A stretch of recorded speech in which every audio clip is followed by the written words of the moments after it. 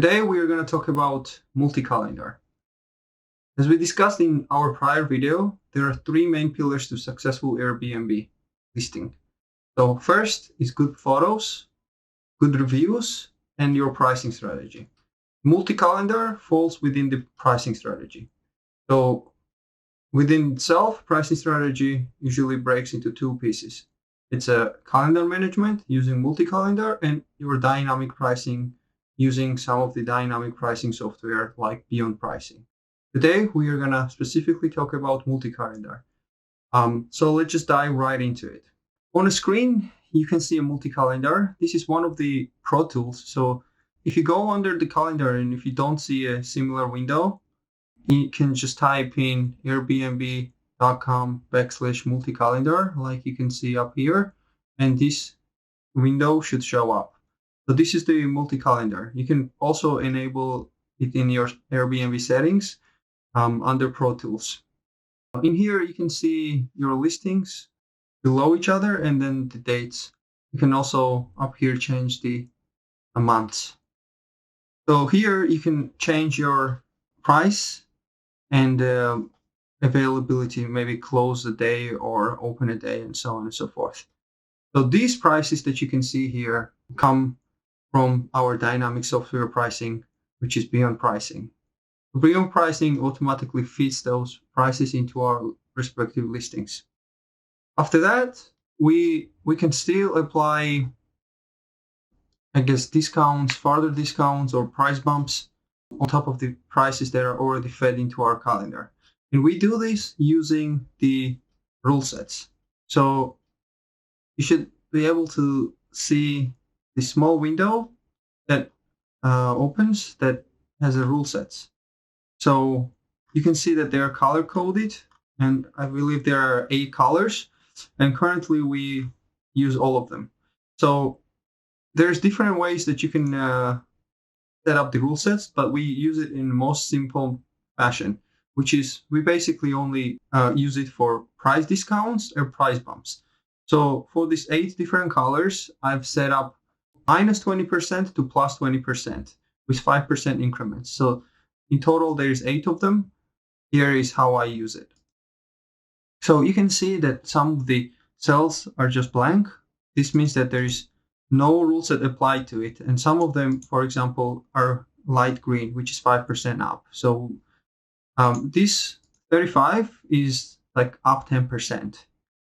You can see that in some cases, we are bumping up prices. Some cases, we are discounting prices. So the most basic strategy is that day after booking, you want to discount the price. Usually we give 5 or 10% discount. Like you can see here, booking ends here, so we give a 5% discount.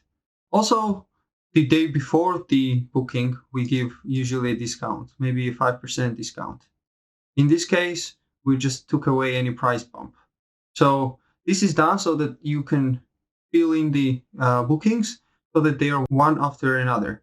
So there's no empty spaces between the listings. This is to fully fill in calendars. This is the strategy that we took from Sean Rakitic from his Multicalendar video from a couple of years back. So he talks about this in details, how you should discount the day after the booking and the day before the booking so that you can fill in the calendar. So we've used this strategy in the past. Here, this is a new listing. So before we had a price bump, 10%. Now we are gonna put this down to 5%. So we are discounted this by 5%, and we are also gonna discount the day after the booking by 5%. Other than that, we usually discount Mondays, and lots of the bookings start on the Mondays. So if someone is searching for starting from Monday and you have a cheap price on the Monday, it will show up as slightly cheaper, or it would rank up in their search slightly higher. So we always try to discount on the possible days that people search on. So usually people start searching on Mondays. We don't want to discount the weekends. Usually we bump the prices on the weekends. Here, for example, this day got booked, but the Saturday price was bumped up by 10% and it got booked. So yeah, very simple.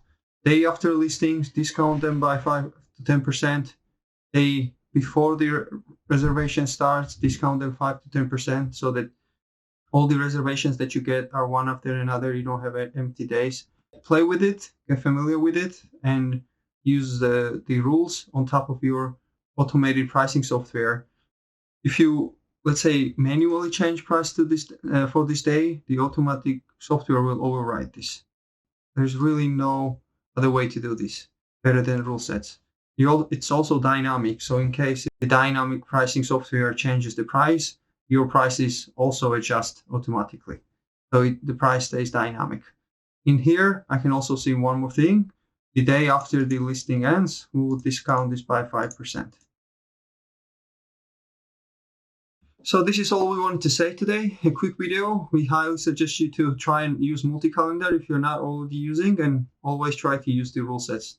They are friends and they help you manage your prices better to attract more customers, more guests, and to increase your revenue. Thank you very much and have a great day.